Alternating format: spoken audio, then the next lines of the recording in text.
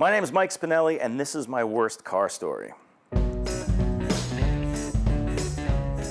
Okay, so back in the 1970s, my dad was having this kind of Italian-American pride moment, and he bought an Alfa Romeo Alfetta sedan. I grew up in Westchester, which was just sort of north of New York City, right on the other side of the Hudson River. So we used to go to my aunt and uncle's house in Paramus, New Jersey for, you know, Easter and barbecues and stuff like that. And I really liked going there because my uncle was the only other real car guy in the family. Normally we would leave like 4 hours before, like if they said to come at 12, we would leave at like 8 o'clock in the morning.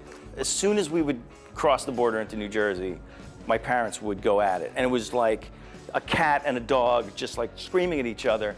And it was like road rage inside the car.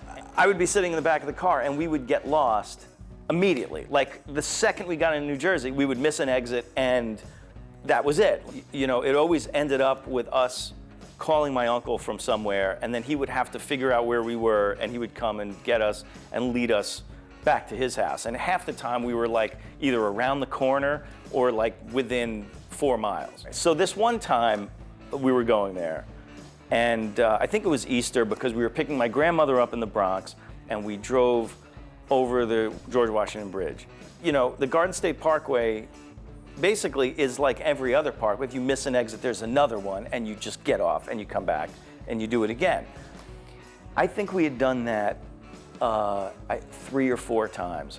So we come around again, and we missed the exit again, like for the 3rd time, and my mother, you know, Frank, we missed the exit. And my dad, his brain, something happened.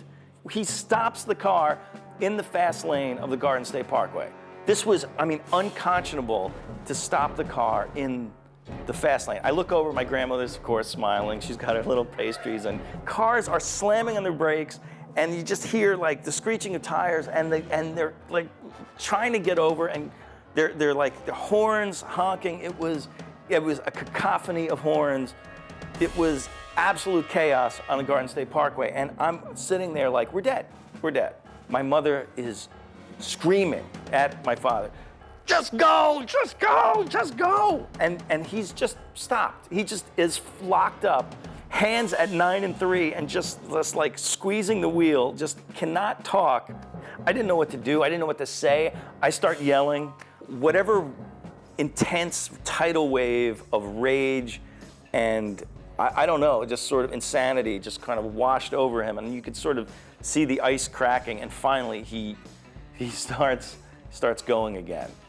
So we, of course, get off at the next exit, and we come around, and instead of getting back on, and we just pulled into the Paramus Park Mall, and they called my uncle, and he came like he usually does, and picked us up, and we followed him back to Oradell, which is right next to Paramus, to his house where we had been like 1,000,000 times before, and we would go 1,000,000 times after that. So the epilogue to this is I get my license, you know, time goes by, I have my own car, and we're gonna go to my aunt and uncle's, and I said, you know, I'll meet you there, right? So I'm figuring, of course, because of all this stuff, I would leave plenty of time. I left at like 9 a.m. I checked the map, and I get in my car and, you know, go over the bridge, and I got there in 20 minutes. 20 minutes. My aunt and uncle were like, you're here like 3 hours early. I said, well, I was in the neighborhood or something, and that was it. New Jersey is right next to New York. You just go over the bridge, and there it all is. To my parents, New Jersey was like, you know those flat earth maps with the sea monsters out and the fringes, like the wind faces, like blowing the ships off the edge.